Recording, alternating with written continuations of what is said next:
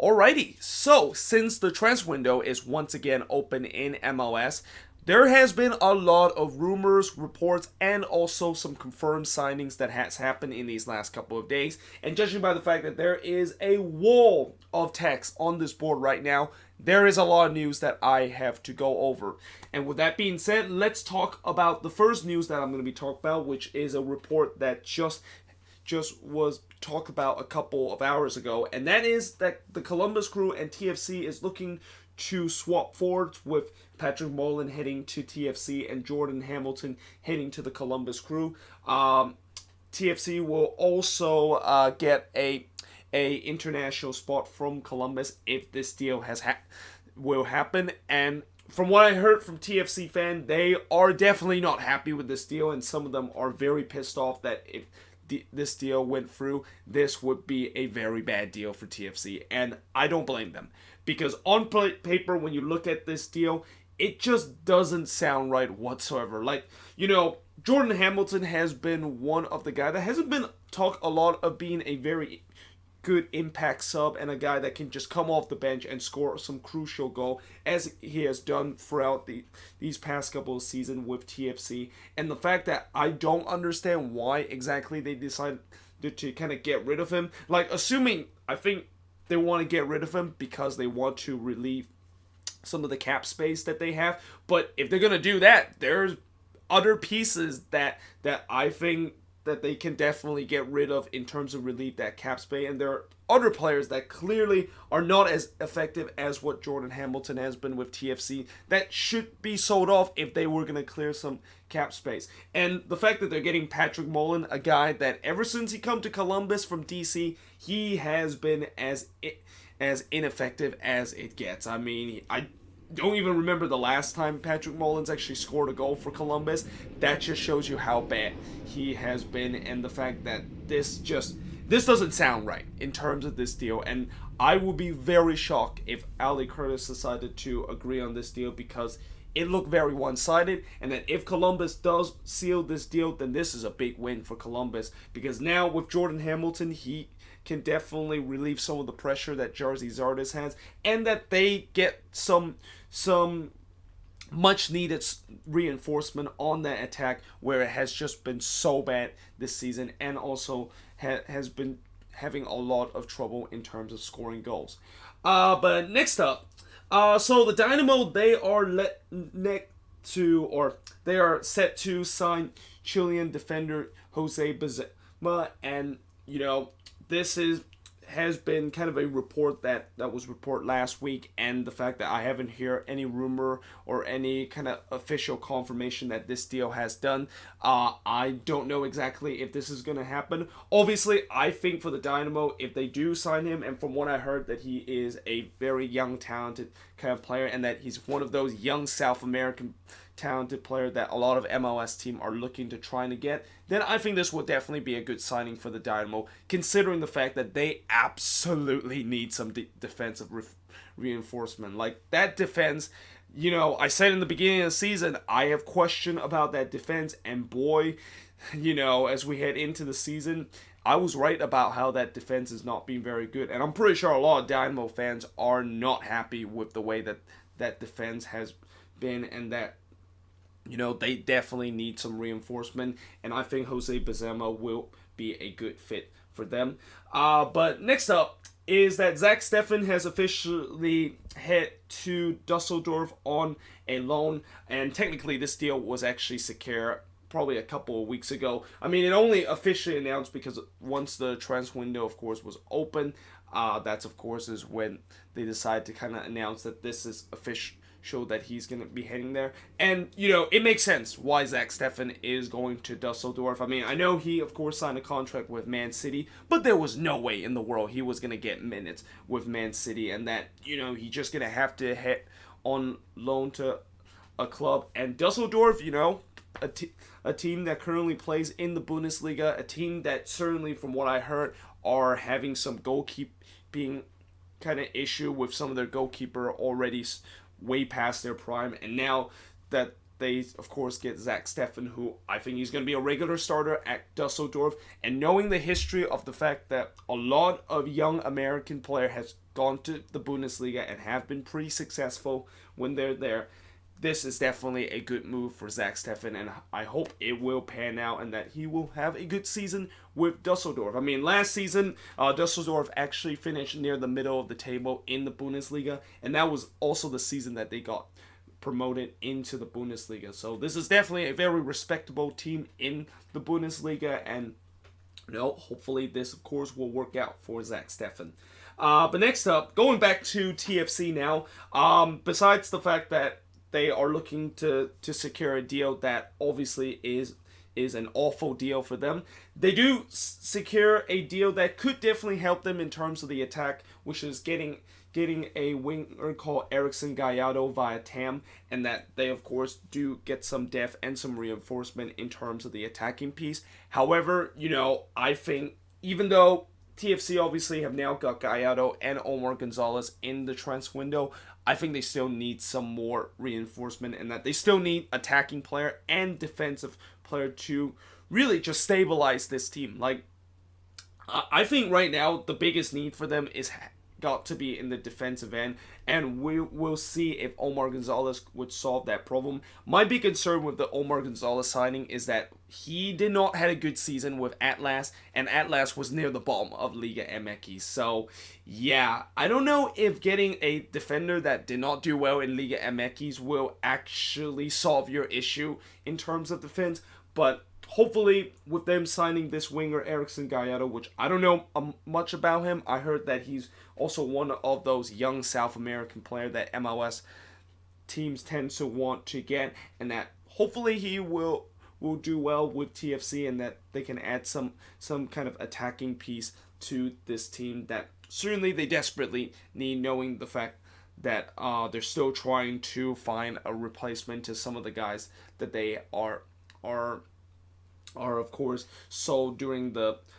last couple of transfer window in terms of the attack. But next up, Minnesota have added Finnish midfielder Robin Lott from Sporting Gijón via TAM, and this of course is another good signing for Minnesota, who I have heard that they are already started to think about signing some big players heading into the summer transfer window, and that this first signing kind of in some way surprised me a little bit, because when I hear them saying big signing, I didn't think they were going to sign a guy that probably not a lot of people have heard about, and that, it seems like more for depth piece rather than a regular starter for that team. I mean, I think from what I heard with the Loons, they also are rumored to potentially sign another fullback, because that's one of the positions that they definitely need to address in terms of the depth that they have. So yeah, we'll see if the Loons, of course, will continue to make some big signing. But this is certainly a good start, signing Robin Lott and improving that depth in terms of the midfield, that they already have very good depth in terms of that. But next up, so last week I talked about how New England were rumored to get Cholo striker Gustavo Bo for a record amount of transfer fee for their club history. Well, it has now officially confirmed that the New England Revolution has acquired Cholo striker Gustavo Bo as a DP, and the transfer fee is upwards around $6 to $12 million. And as much as the transfer fee obviously is kind of stunning, and the fact that that's kind of like Brian Fernandez kind of level of transfer fees, this is a big signing for the New England Revolution. And like I talked about last week of the fact that if this move does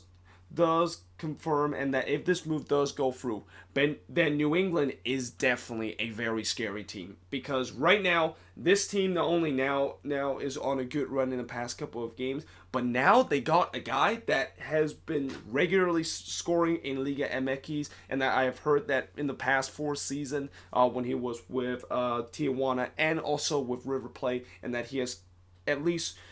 tallied double-digit goal tally for the last 4 seasons. Yeah, this is a great signing for New England, and in some way it's kind of like the alternative version of Brian Fernandez that New England just got, and that, yeah, this is gonna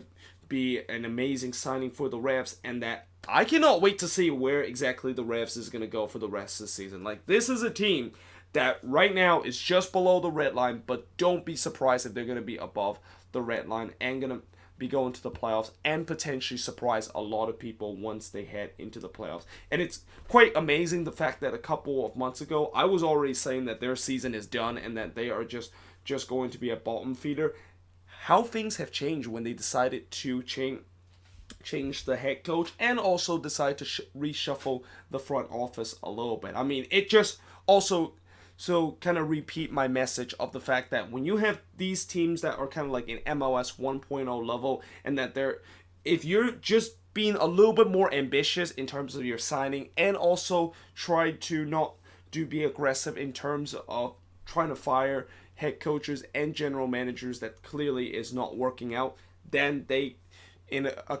couple of weeks, that transformation can definitely show, and that they could definitely be from becoming a just a dumpster fire of a team, a bottom feeder, to now being one of the most dangerous team in the league. And that has just been the story of the New England Revolution so far this season. But next up, we have a report that Peru international Ronaldo Tapia is looking to move to MLS. And from what I heard from people, most likely he is going to be either going to Seattle or going to Vancouver, which is not a big surprise because I've heard some people said that Seattle has the first right of refusal for this guy, and the fact that if Seattle does sign him, then they now have that Peruvian chemistry with Ruidiaz and Tapia there. And certainly Ronaldo Tapia, from what I heard of him being with the Peruvian national team that made it to the final of Copa America this Copa America, he played a very pivotal role in that Copa America with Peru, and that he was one of the best player in Copa America. So yeah, this is definitely a good signing if one of the MLS team can get him, and whether, of course, if Seattle, who I think they definitely need some midfield kind of reinforcement, knowing the fact that ever since Ozzy Alonso has pretty much left with this team, and that Gustav Svensson has been kind of struggling in terms of staying healthy, this would definitely be a good piece to just stabilize that midfield that they desperately need from this season.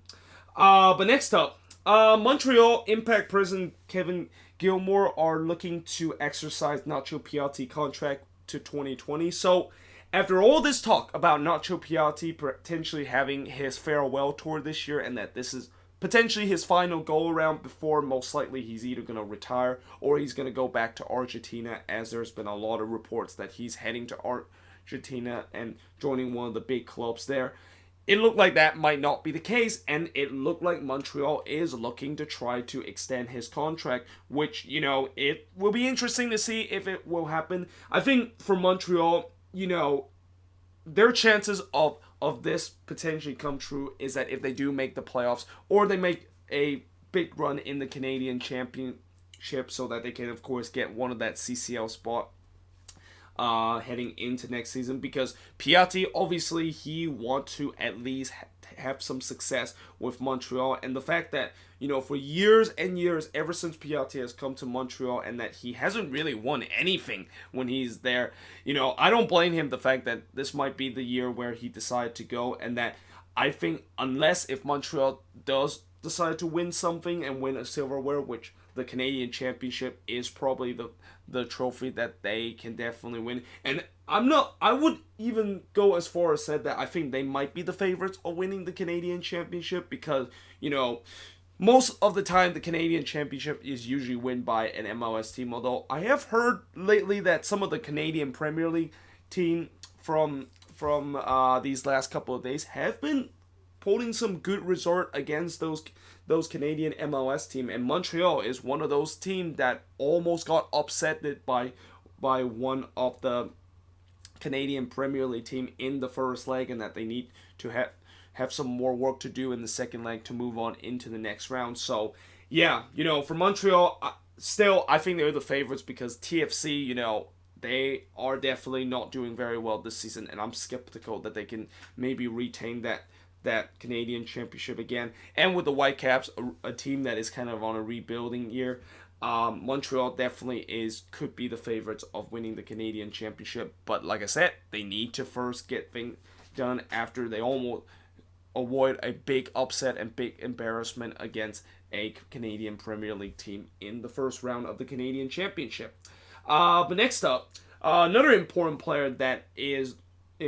not going to be going anywhere is Pity Martinez, who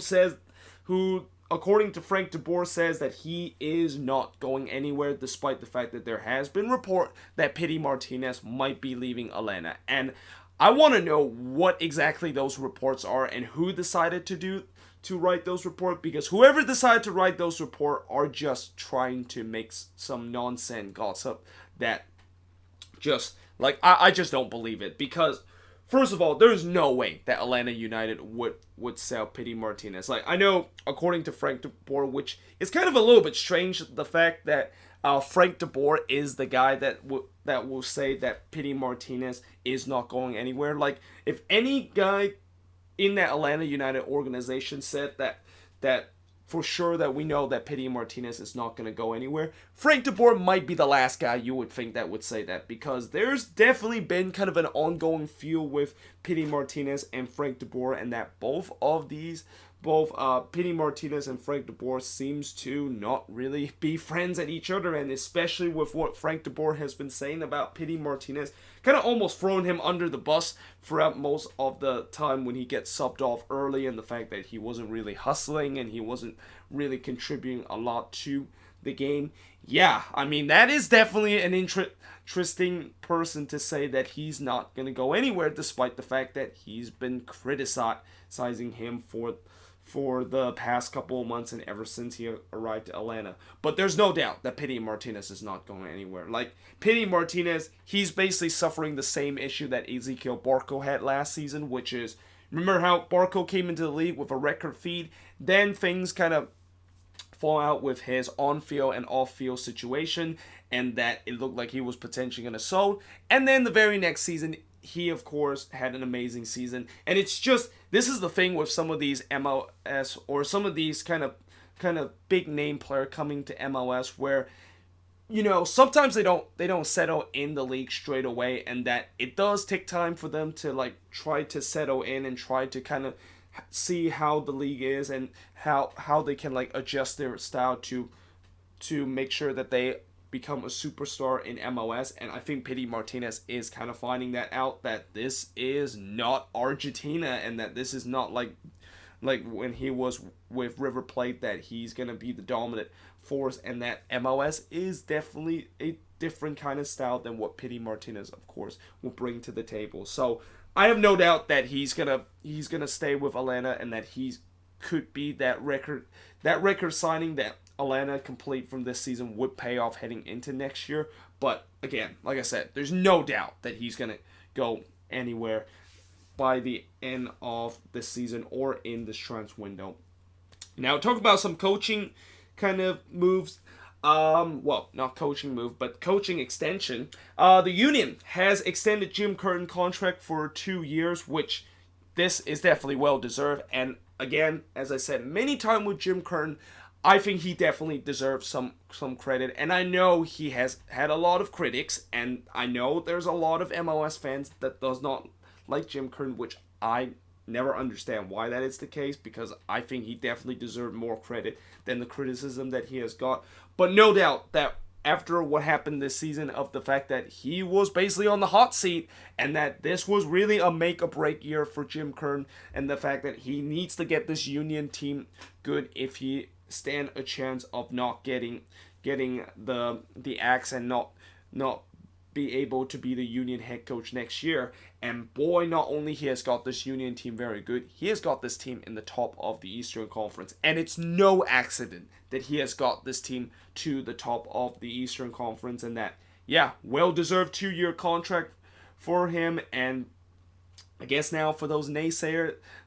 of Jim Curtin, they might have to complain about him being the Union head coach a little bit longer now. But again, like I said, full credit to Jim Curtin for what he has done with the Union this season, and there is no no doubt that he deserved this 2-year contract that he got in this past week. But moving on, now talk about some stadium kind of news that has happened in these past week. We have two kind of stadium news that just happened, and the first one, of course, has to do with the Chicago Fire, where we have been having numerous talk about how they are going to be leaving Bridgeville and that they are most likely going to be heading back to downtown Chicago and most likely going to play at Soldier Field next season. Well, they have now reached a deal with the village of Bridgeville to pay $60.5 million to end their lease at SeatGeek Stadium, and they of course will be paying $10 million the first year and $5 million for the facility that is around the stadium, and they will also be paying the remaining balance, which is about $50.5 million through the 2036 season. And I think that's a good deal for the Chicago Fire. I mean, $60.5 million seems like a lot, but I think knowing the fact that they can of course pay it off throughout until the 2036 season, and that they of course will have 17 years to pay it off, I think this is definitely a good deal for them, and there's no doubt that this is the right move for Chicago. Decide to head back to downtown Chicago because everybody knows that them playing in Bridgeville is a bad idea. Like, I don't know why exactly they decided to move to a suburb in Chicago in the first place. I mean, they probably thought that that's the only area to build their stadium, but I just feel like, with this team going to Bridgeville, where basically it's impossible to try to get to the stadium and that there's not really a lot of fan interest around there, this is definitely good news, the fact that the Chicago Fire is heading back, and that maybe now when they head back to downtown Chicago, they're definitely going to attract more crowds. And I think the other thing that's been kind of rumored with the Fire is that they might think about rebranding their team. And with this team, I mean, I do like the Chicago Fire, and I do like their name, but the thing is, I just feel like their naming brand is just, I understand that it's named after the Great Chicago Fire back in the 1880s, but at the same time, it's also the same name as the TV show, and I'm pretty sure every time when you Google it, and even every time when I look at stats, I have to put Chicago Fire soccer team, because every time I Google Chicago Fire, it just basically puts the TV show. And when that happens, it's no wonder why there's not a lot of fan interest in this team, because nobody knows that this is not just a TV show, but this is also a soccer team that is based in Chicago. So we'll see if they are going to think about rebranding their name now, the fact that they are moving back to downtown Chicago. And the other stadium news is that Inter Miami have got their stadium and training facility approved by the city of Fort Lauderdale. And I know when you hear this news, originally you were thinking, oh, they got that Freedom Park Stadium done and dusted in Miami. No. They, of course, originally are going to try to play at what was that stadium name called again? Lockhart Stadium, which is where the Miami Fusion used to play. Which, speaking of the Miami Fusion, just a little hint that this Thursday I'm gonna do a little kind of flashback, kind of throwback Thursday kind of series in my channel once again, knowing the fact that this week I don't think since there's no midweek game this week, I can of course do an episode on that. But yeah, they are trying to remodel Lockhart Stadium, and that we'll see how many years that they're gonna play at there before they eventually want to open their new stadium near downtown Miami. But yep, it's a good news, the fact that Miami has got their stadium issue figured out. I mean, there's been a lot. Inter Miami has definitely gone through a lot of troubling time, whether of them getting into the league and also now the stadium kind of situation. But it's a good news, the fact that they have approved this by the city of Fort Lauderdale, and that they will of course get that stadium hopefully ready by the time that they enter the league in a couple of years. And finally, some awards in this week is that Carlos Vela, of course, win Player of the Week, while Maxi Morales win Player of the Month. And surprisingly, Vela, this is only his third Player of the Week kind of award. And knowing how he has been playing throughout the season, you'd be shocked the fact that he's only got free Player of the Week award, and that probably should get Player of the Week every single week with him just being the star of not only LAFC but just the star of this league. And obviously Maxi Morales winning Player of the Month, definitely deserved, because he's been one of the centerpiece for this NYCFC team, and why this team has been just going on a crazy unbeaten run that unfortunately come to an end this weekend against the Portland Timbers. But that being said, I hope you guys enjoy this video. If you do, make sure you guys leave a like, smash that subscribe button. Let me know in the comments below what do you think of these news, or if there's any other news and reports that I have missed and forgot to talk about here on the board. But yeah, hope you guys enjoy this video, and I will see you guys next time.